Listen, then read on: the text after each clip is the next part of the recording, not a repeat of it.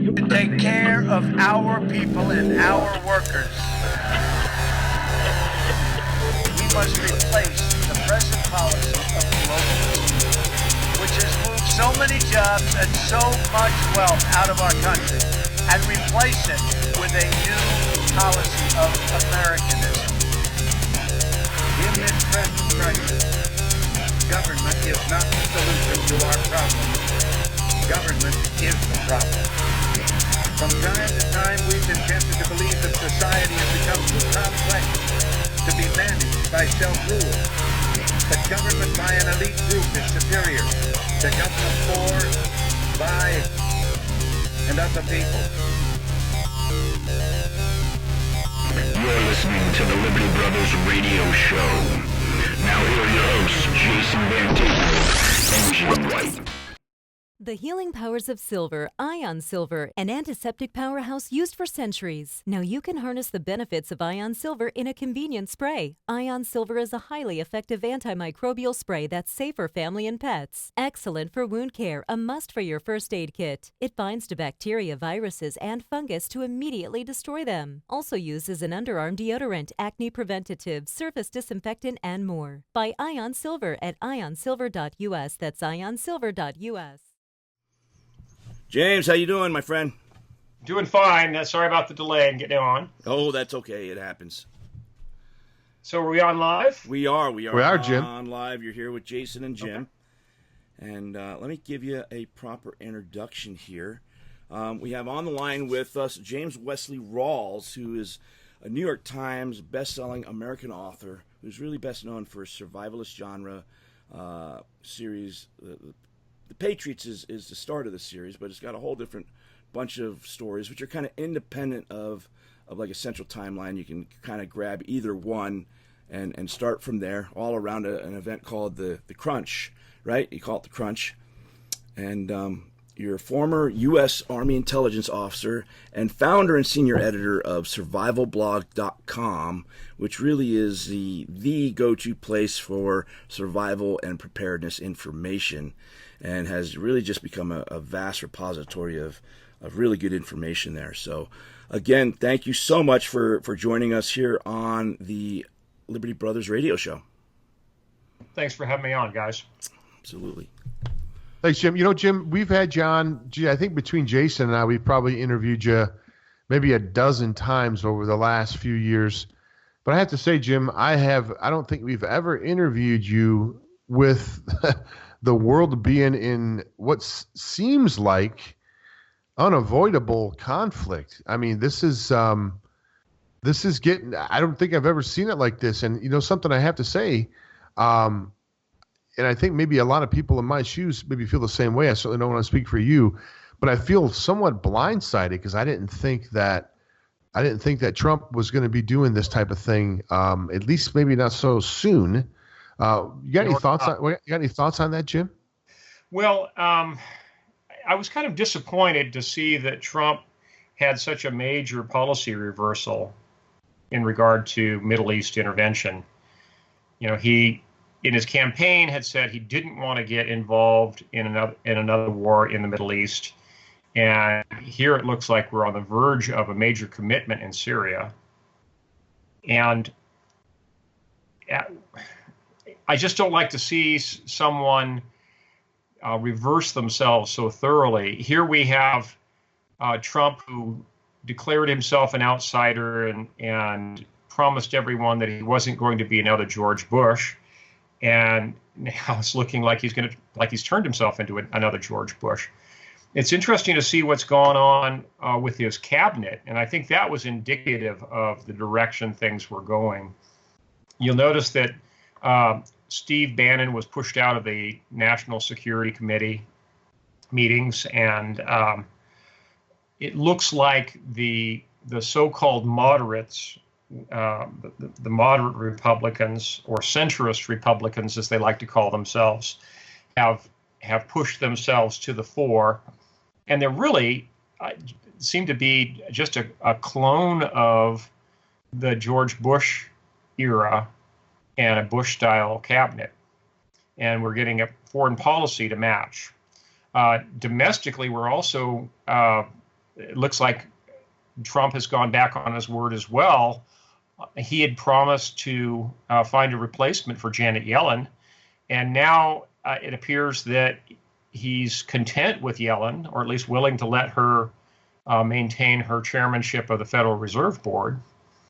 And although the Fed has raised interest rates a bit, I think that Trump is now hoping for a moderation in interest rates where they're going to remain artificially low. And he's now pushing for a weak dollar policy. While he was campaigning, he was making promises about having a strong dollar. So I really feel betrayed on a number of levels.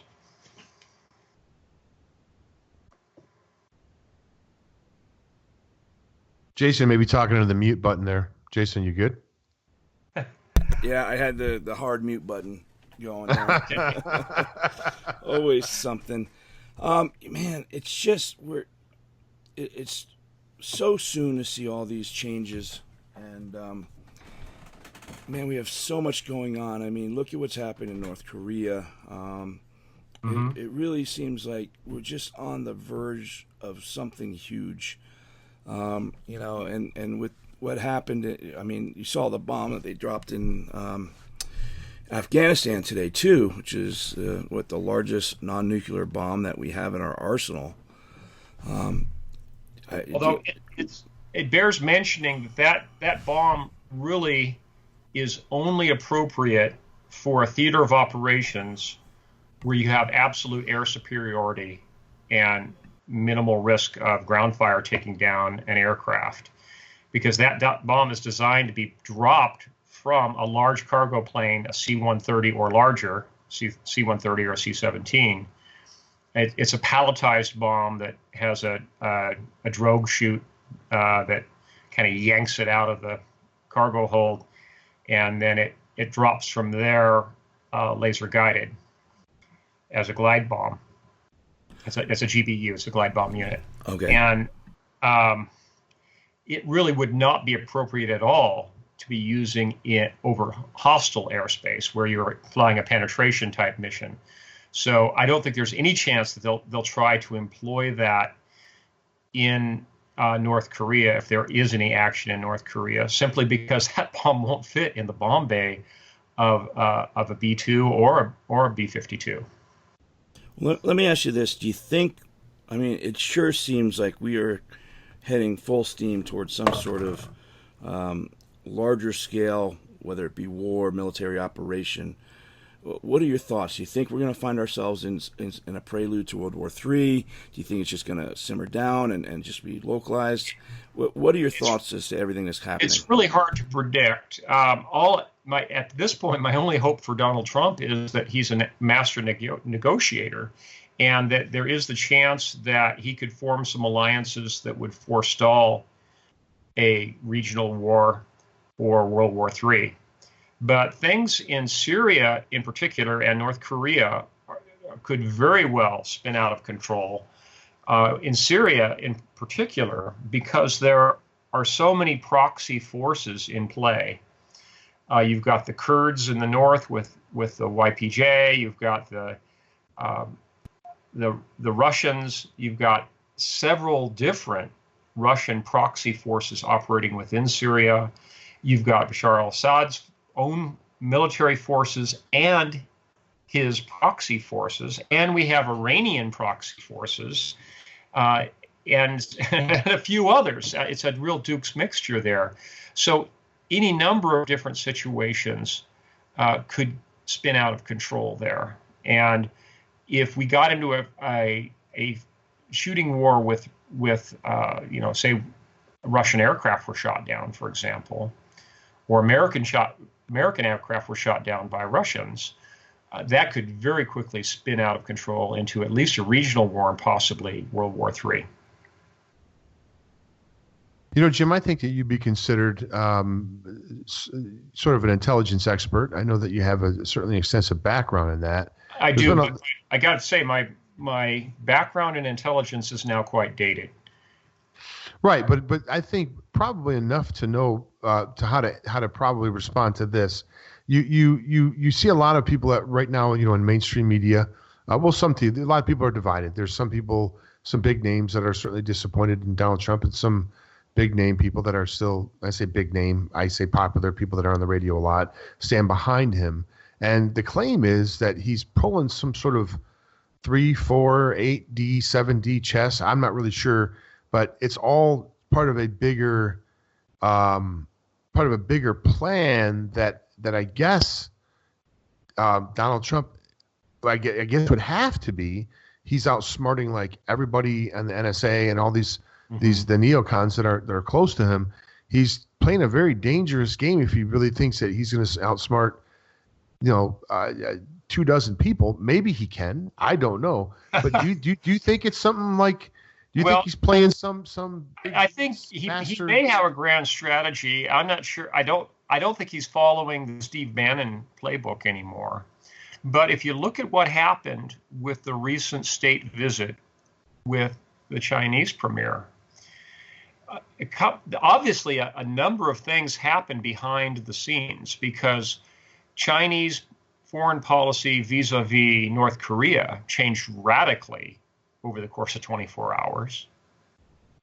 And I think that there may have been some quid pro quo or promises made vis-a-vis the South China Sea, and most importantly, foreign trade between the United States and China. I think there were a lot of things discussed there that probably will not reach the light of day until after the end of the first Trump term of office. So it's hard to say what went on there, but suffice it to say that Donald Trump is indeed a master negotiator. And I think that he may have very well tried to pull an East Asia gambit against Russia. And it'll be interesting to see what happens with Sino-Russian relations in the next couple of years. I think we may see some remarkable changes there. You know, Jim, we always see, it seems to be historically, or if you look back in history, I think there's no doubt that this is an empire. I think the United States is an empire. I mean, the most powerful military, and, I guess financially, that's probably debatable if you look at our debt, but we're an empire, nonetheless. When empires crumble, typically, and the currency gets devalued, it's pretty common. But then another step is really they go to war, because that sort of is being able to be used as an excuse. Well, this is the reason why, the economy went bad, is because of this long, this protracted war that we got involved in that cost us a lot of money. Are we looking at that situation perhaps? Well, you could look at the war versus economy scenario two different ways. There's the inverse, which is you have a war provoked to forestall or prevent an economic collapse. And maybe that is what Trump's advisors are pushing him toward. Because at this point, with the massive indebtedness of the United States, both public and private, I think an economic collapse was in the offing. The Federal Reserve had worked itself into a situation where they basically backed themselves into a corner with holding interest rates ridiculously low for an extended period of time, and where even just the talk of going back to 2 to 3% interest rates would be enough to pretty well destroy the value of the dollar in foreign exchange and probably crash the credit market and the stock market simultaneously, and maybe even destroy the dollar as a currency unit itself. It would be, if we went over 2 or 3% interest rate jump, the dollar could very well plummet on the Forex. You know, Jim, every time I have to say, every time I see Hillary Clinton standing up, and I'm just being real with you, every time I see Hillary Clinton standing up, giving a speech or, belittling Donald Trump, I think Trump looks like a fool because I heard throughout the campaign, lock her up, lock her up. Oh, don't worry. We're going to lock her up. And I have to say, Jim, this woman is accused of treason. I mean, there are people that are rotting in jail right now that have done just a fraction of what this criminal organization that she ran was involved in. And yet she still is able to walk around. I mean, that another thing, that's not like I'm trying to bash Donald Trump. I'm just saying there's certain things. That was another broken promise, certainly. Yeah, exactly. How many times does people have to, I want to give someone the benefit of the doubt, and he hasn't been in for all that long. But gee whiz, that's a lot of promises to break in a pretty short period of time, as far as I'm concerned. Yes, it is a whole series of disappointments. And I'm just still praying that cooler heads will prevail, that the real spirit of liberty will be rekindled, and that Donald Trump will return to pursuing the promises he made while on the campaign trail for smaller government, less intrusive government, less surveillance, encroachment in our lives, the whole works, and that we end up with a scaled back government and a balanced budget by the time he reaches, hopefully, the end of his first term. I'm still hopeful. I'm still praying for that. But increasingly, in just the last couple of weeks, my hopes for that have looked like they've been dashed. Jim, let me ask you this. We've seen such division happening in this country. We've seen these just massive, quote-unquote, protests that have just turned violent again and again and again. Now we're seeing freedom of speech just being stifled by the left, who used to claim to be the champions of free speech with the ACLU and whatnot. But now we have these groups like Antifa and ban by any means necessary, the redneck groups, and even more so, we're seeing the left begin to arm themselves and be part of these marches. Now we have an event coming up this weekend in Berkeley, California, which has been the site of, I want to say, 3 clashes already, where you had the Milo event, you had 2 other marches that were crashed by Trump supporters, that were crashed by Antifa. But it just seems that there's such division going on that unless you agree wholeheartedly with what the left is saying, they're normalizing and really justifying shutting you up by any means necessary. And it's such a drastic change and it's happened so quickly. But it just makes me wonder, are we on the verge of a civil war with what Trump does or doesn't do?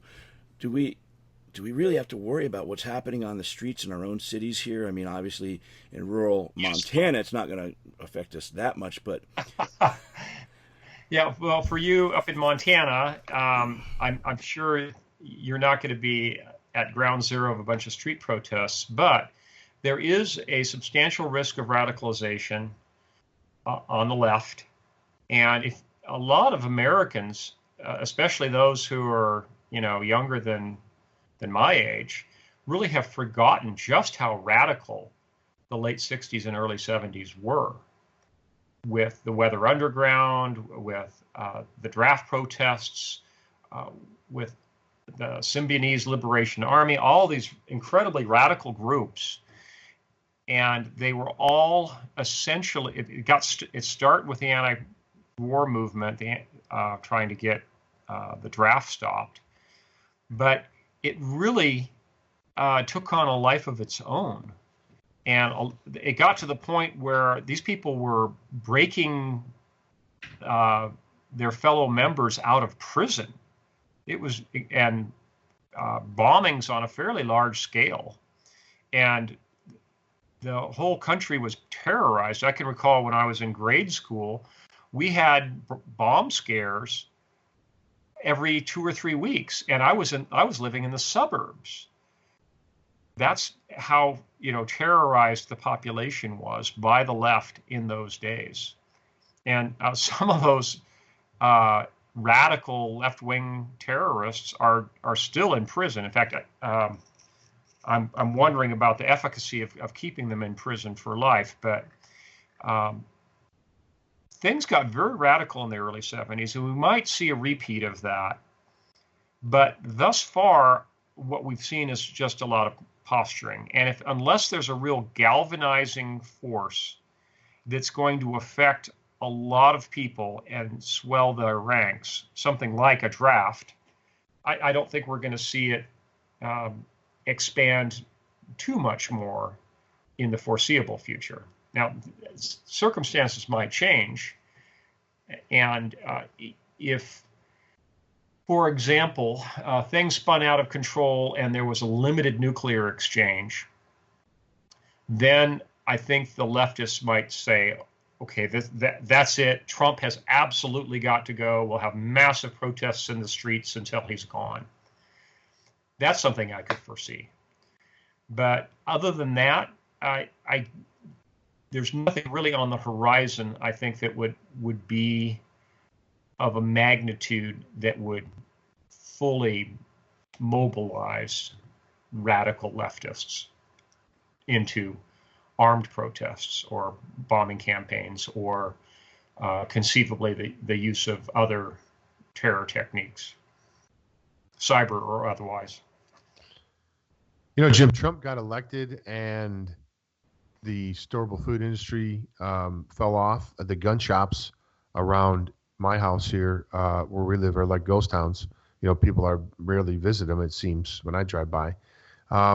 This is not really, it seems like there was a stand down mentality when Trump got elected, like he was going to walk in and wave his hand and all the problems of the United States that have been building up for the last 50 years were just going to be solved with, I don't know, a couple of presidential directives.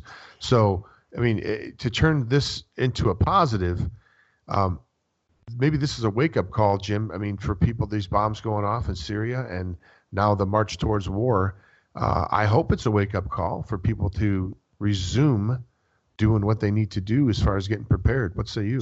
Yes, I think that's an important point and something that I definitely wanted to cover tonight. Since we are closer to World War III now than we have been in many, many years, I think it is prudent for families to recognize that the shelter plans provided by the government are a joke, and that it's up to each individual family or perhaps contiguous neighbors to get together and build proper fallout shelters. And if you're close to a target, true blast shelters, not just fallout shelters. But for those of us who live in remote areas, we're also at least going to need fallout shelters. And that means you're going to need mass between you and the gamma rays. It's just that simple. If there are ground bursts, that means fallout, and the fallout's going to be persistent. And those gamma emitters are going to be on the ground, and you're going to have to shelter yourselves from them. And that means at least 3 or 4 feet of earth, or at least 18 inches of concrete. It also means that you're going to have a dosimeter, a rate meter, and a charger for both. And it is wise to lay in a supply of potassium iodide or potassium iodate for your family. And I have a feeling that if there's a full-on scare, the supplies of nuke alerts and the supplies of potassium iodide and potassium iodate will sell out overnight. They just will not be available. So for anyone listening right now, they should make that a priority, and they should call one of the major vendors that sells potassium iodide or potassium iodate. They're all on the internet. Several of them advertise on my blog. One of them, for example, is Ready Made Resources. It's out there. It's cheap. It's currently plentiful, but the supply out there is so incredibly thin that all it will take is one minor scare and it'll be sold out overnight and be unavailable for months.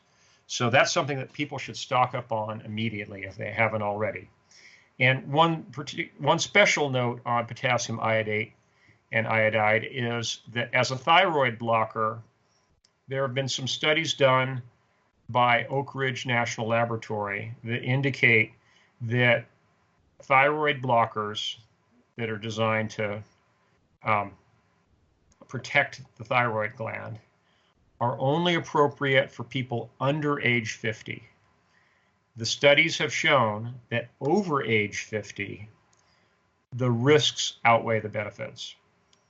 And of course, you definitely don't want to take a thyroid blocker until after a confirmed nuclear event, because you don't, if you take them prematurely, unnecessarily, then you run the risk of thyroid damage, and you could go hypothyroid, you could go hyperthyroid, you could just plain destroy your thyroid gland, or there's also a slightly higher risk of thyroid cancer.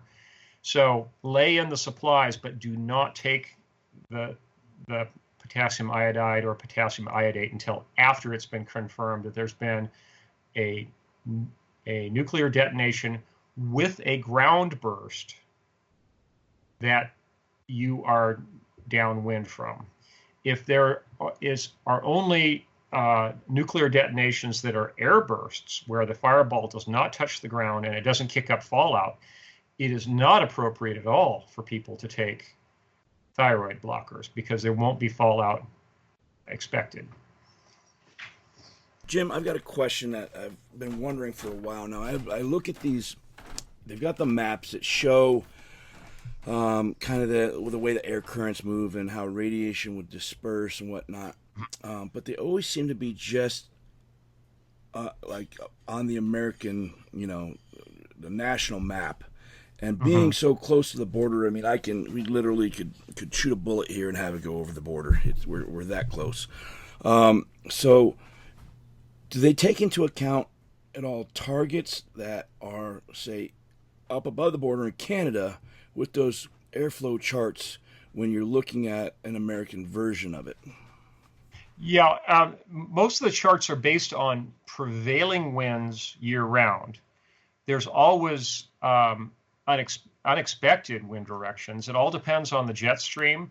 The general flow is from southwest to northeast, and the majority of the targets are east of the Mississippi River, with the exception of the missile fields of Montana and northern Colorado, Montana, Wyoming, and northern Colorado. The most of the maps that you see are very antiquated. They're based on a expected target structure for a conflict between the United States and the Union of Soviet Socialist Republics. So it's been a while. Maps are completely out of date. I don't think they reflect current target structures. Now, if we were to get into a shooting war with Russia, yes, they probably would try to target our nuclear deterrent capability.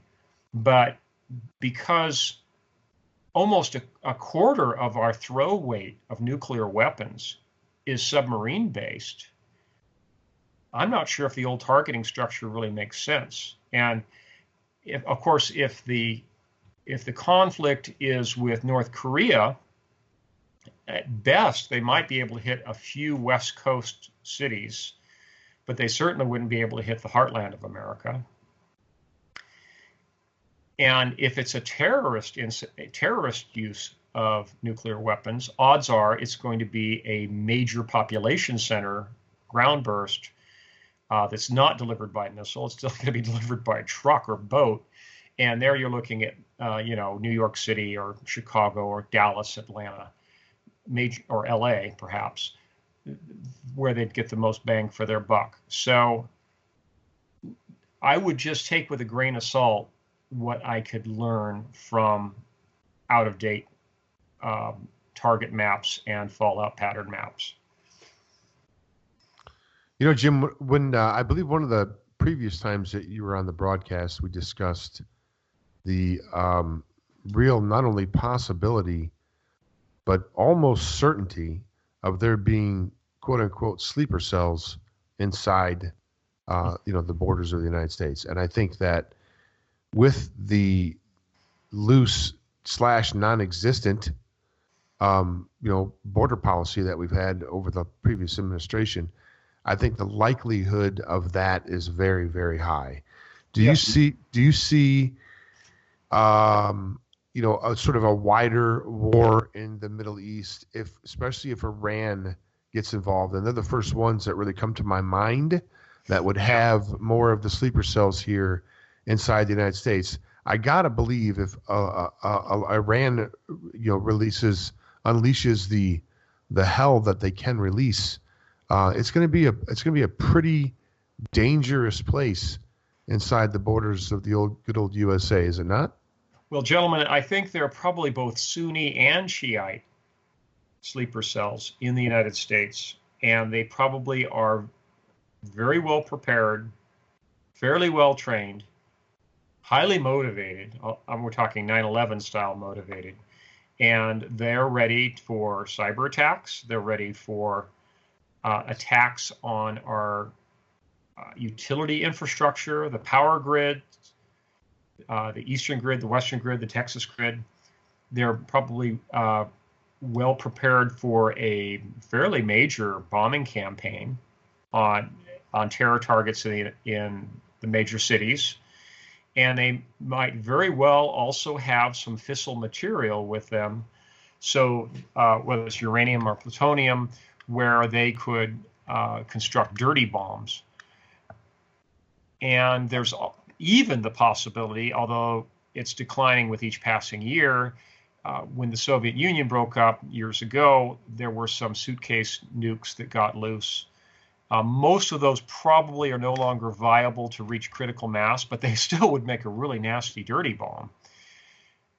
So that's another possibility, that we could see a nuclear ground burst from a terrorist group. What do you think the capability? We talked a little about North Korea, and it's some people think they can really reach out and touch us. Some people think they can barely launch a rocket. What are your thoughts as far as how far along are they, in your opinion, as far as? I think they definitely have fission bombs, but it would probably be a couple of decades before they have fusion bombs. And the layman's terms for those are an atom bomb versus a hydrogen bomb. So they've got atom bomb technology. They could certainly construct something, several times larger than the Hiroshima and Nagasaki devices, but they don't have the delivery system for that, because their technology is bulky and crude, and their missile technology is fairly short range. So it's more likely that if they wanted to try to deliver it to the United States, if they deliver it on a aircraft that's either a bomber or just a suicide plane with a bomb on board, or via ship where they'd hit a coastal city. It is not realistic at all to think they have any nuclear weapon that they could launch into space, into orbit. They do have some satellites, but those are very small satellites. They would need lift capacity much, much larger than they currently have to put a nuclear weapon of the technology level they have, which again is fairly bulky, into orbit. So all this talk about them being able to carry out an EMP strike from space over the United States, I think is a bunch of hyperbole. That they simply don't have that technology right now, unless they were able to buy it from China, and that I really seriously doubt, because the current leader of North Korea, Kim Jong-un, is kind of a third generation psycho. And I think the Chinese have recognized ever since the 50s that the leadership in North Korea is not to be trusted. And I simply don't think they would have trusted them with any kind of advanced technology. Well, Jim, you're probably, what you say is true. I don't believe they can probably reach the United States with any great accuracy or any real damage. But from what I'm reading a couple of articles, I really think they can inflict a whole lot of damage on Seoul, South Korea. I had heard that they've got so many guns trained on them that I think there's like 20 million people in Seoul. I think he said they could kill almost half of them in the first hour, where they got so many guns. I don't know if that was exaggerated, but there's going to be massive losses of life in South Korea if this goes bad. Is that not true, Jim? That is true, and they've basically been poised for a ground assault on South Korea for many years. And anyone who's traveled in South Korea has seen the elaborate preparations the South Koreans have made. They even have a lot of their overpasses not just pre-wired, but pre-charged with explosives to drop those overpasses. They even have these really odd things that are called drops, which is a massive slab of concrete that's set up over a key road junction that's designed to be dropped with explosives. So they've put a lot of things that would delay a North Korean invasion of South Korea. But the South Korean military really is not big enough to stop a full-scale assault. And it's basically everything that North Korea has trained for 50 plus years, 55 years now. They've been doing nothing but training and arming themselves along those lines. Now, a lot of the North Korean equipment is very antiquated. They have a lot of T-55 and even earlier generation tanks. The South Korean tanks are vastly superior, but sheer numbers alone, even if North Korea could get half of their tanks to start and on the road, it'd still be too much for South Korea. Jim, the music's coming on. Real quick, any cool projects coming up? Can you hold over to the next hour for just a few minutes so you can update us and give people where they can get more of your work? Yeah. Okay, folks, keep with us. We're with James Wesley Rawles, New York Times bestseller author, and we're going to finish up with him on the other side. You're listening to the Liberty Brothers Radio Show.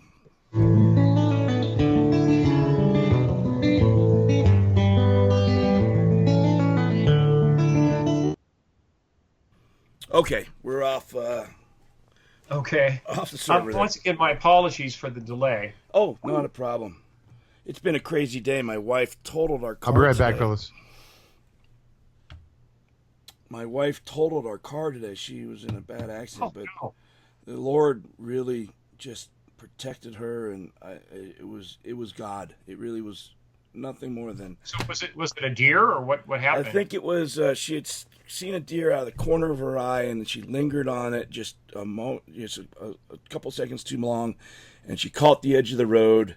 And, of course, we're way up in the mountains. And she went down in the ditch, which had these big, massive pine trees. So she went through 3 trees, at least, completely totaled the car. The airbag went off. And she walked out with just some minor bruises.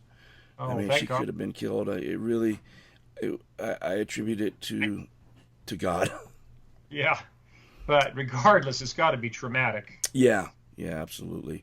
You know, and I'm doing, these days I'm working for the ambulance team. I'm getting my EMS or EMT certification, and they've just made me the training and safety officer for the search and rescue team up here. So I've really been involved with, kind of that helping people out up here and loving it, but I need a car to get around. So trying to figure out what we're going to do from there. Sounds like you have a drive to Kalispell to pick out a new vehicle in your near future. Something we're on a very tight budget just because I left Oath Keepers, and so I've lost that income. I'm working with them a little bit more, but while I'm getting my EMT certification, I don't get paid for that, but I get the schooling for free, which is amazing. And once I get my certification, I'll be making pretty decent money. But it's just a very lean time, so we'll be doing a lot of prayer. God always brings us through one way or another, so I have faith that I'll be praying things go well for you. And if you're still short of cash at the end of the month, I'm going to have tables at the Great Falls Gun Show, and I'll see if we can get a table next to mine for you if you need to lighten up your gun collection or anything. Sure. I get to then bring over we've started selling ionic silver. We got a new generator that does really good. It does much smaller particles, and it doesn't have that Trinstall effect, so it stays clear. It's very great. Yeah. So maybe I can bring down some of that and sell too. But yeah, I'll definitely. I may take you up on that. A reasonably priced vehicle soon. Yeah, we're looking for something that'll work for being way up here. So maybe an extended cab, something for $2,000-$3,000. So if you hear of anything, let me know. You're close enough. Okay. All right.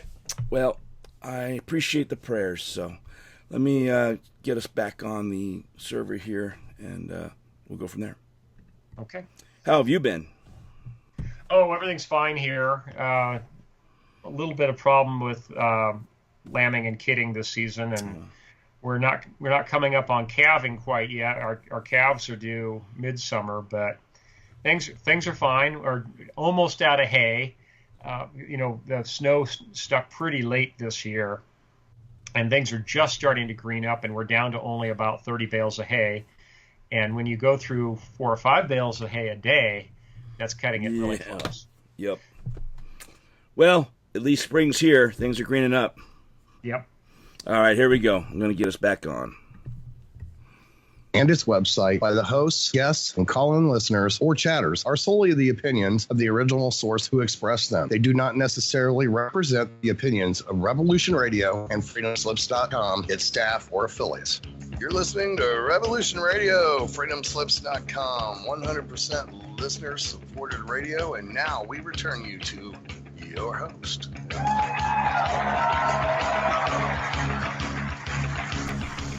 All right, and welcome once again to the Liberty Brothers Radio Show. We're so glad that you've decided to bring us into your home on this fine Thursday evening. We have James Wesley Rawles still with us on the line. Real quick before we get back to him, we want to just pay some bills here so we can keep doing what we do. First off, I'd like to encourage everyone to help support Revolution Radio. We're the largest listener-supported radio network out there, and that takes some doing. So if you love what you get here, everything from Aliens to Agenda 21, all kinds of shows on 2 studios going 24 hours a day, 7 days a week, please do your part, and that can be $1. It can be whatever you can afford. Go to freedomslips.com and click on the donate button and help vote with your dollar. If you want to help support this show directly, there are a couple ways you can do that. First off, we've started a new business generating ionic silver, and we've spent the money to get a top-of-the-line generator. This is doing a much smaller particle. It stays clear. It doesn't have that Trinstall effect where it turns brown over time, but our family uses it every time someone's getting sick. I've seen it personally work just miracles on our family and can speak from experience. So you can go to ionsilver.us. That's ionsilver.us, and any purchase you make there helps to go directly to Jim and I and keeping the show on the air. Another way you can do that is by going to Food for Liberty. That's food, F-O-R spelled out, Liberty, foodforliberty.com/Liberty, and any purchases made there also go to help support the show. Everything from big food freeze dryers to greenhouses to radiation filters for water, all kinds of great stuff. So go go to the website and check it out. So we're back here with James Wesley Rawles. And James, you always have some cool new project that you're working on. And I wanted to give you a chance before we let you go to talk about any new projects you may have out on the horizon and give us an idea as to what you've been doing lately. I'm actually working on 2 different novels right now, but they probably, the first of those probably won't be out until 2018. It's a continuation of my Counter Caliphate Chronicles novel series that started with the book Land of Promise. And we're also working on developing an alternative communications network, essentially an alternative to the internet that would carry data packets over ham radio. Oh, that's cool. I've actually looked into that quite a bit because I'm a ham radio guy too. Well, it's in its planning stages right now. We probably won't have an announcement on it for several months, but when we do, we're hoping that it will use all commercially available off-the-shelf equipment, including the modem equipment, and that the cost will be relatively low. And from the receive side, the cost could be less than $100, and for a full-up transmitter receiver, less than $1,000. And the even with the poor propagation that we've recently had with an extended dip in the solar cycle, you'll still have good data throughput across vast distances because of the error correction that'll be built into the software. So we're very hopeful about that, but that's all I can mention at this time. I'm not going to, I don't want to let the cat out of the bag, and I certainly don't want to make any promises on specific technical capabilities until we have this further tested, but we are working on it. Wow, are you thinking like HF? Yeah, it's going to be HF, and it'll be a variation on PSK31. So would you need your general license, or would the small chunk that you get with the tech license, would that be adequate? Well, in one band, you can get by with just the tech license, but to get the full capability for this, you would need a general license. But it's not all that difficult. I know a lot of individuals that went in to test for technician, studied just a bit for general, and they passed both the same day. Wow. So it's not that difficult to study for, especially with the online courses available. If your listeners look at hamcram.com, for example, there's a lot, and just even through local ARRL affiliate clubs, there's a lot of training material out there that make it very quick and easy. There's no longer a code requirement, and it's something that even someone as young as 12 years old can handle. If, for example, a typical 12-year-old homeschooled kid can get their technician license quite easily, and I know 13 and 14-year-olds who qualified for their general license. That is very cool. If you need someone to help beta test, let me know. Okay. Jim, is there anything else you want to jump in on? Well, I just wanted to encourage your listeners to pray hard. You know, we were talking earlier about some major policy shifts by the Trump administration. And, you know, I've had some pretty lengthy conversations with family and friends. You know, just talking with my own wife, we really feel that we've been deceived by the promises that were made by Donald Trump, and how initially it looked like he was going to come through, and now he's not. And all along, my wife feared that he was going to bring great deception on our nation. And it's looking more and more as if that might be the case. So please pray really hard, folks. Pray for everyone in the Trump administration. It's really crucial that he is surrounded by godly men. And I don't think he is of particularly strong faith himself, but if he keeps a strong cabinet around him of godly men who are deep in prayer, then all things are possible. So please keep praying for that. Well put, Jim. Go ahead and give out, if you could, your websites before Sure. you go to your website, and then where As people always, can find your book. It's survivalblog.com. It's it's considered kind of the granddaddy of preparedness blogs. And we now have over 24,600 archived articles and letters and column items that are all fully searchable and available for free download. There is no super secret members only area. It's all free. It's all there for the taking. Please, folks, take full advantage of those resources, print out the most important articles. And again, as I mentioned earlier, if you don't have a supply of potassium iodide or potassium iodate, then you're behind the power curve right now.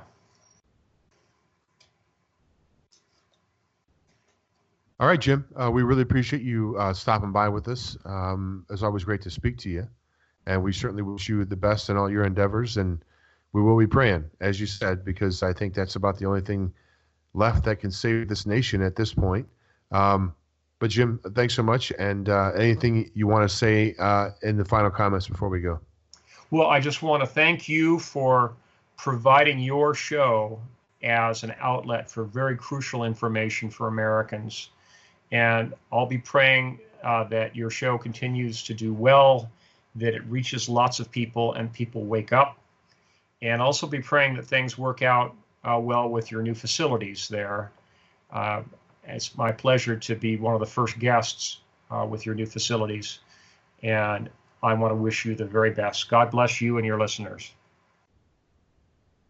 Yeah, God bless you and everything you're doing. You've certainly been a huge inspiration to me in my early awakening, and I'm sure Jim as well. And it's just been amazing to get to know you over the past couple of years. And man, I'm thankful. So thanks for all you're doing. Thank you, gentlemen. All right. Have a great Take care, Jim. Good night. All right. That was Jim Wesley Rawles. And, man, it really is. That's one of the parts of this job, Jim, that I just love is, I've been reading James Wesley Rawles for years and years and years. And, when we first got him on the show, kind of in awe. And nowadays, you become friends with these guys and you get to interact with them and, you get to read their books before they come out. And it's awesome. It's awesome to create, to create these friendships and these relationships with people that were really huge influences and get to meet the human side of them. So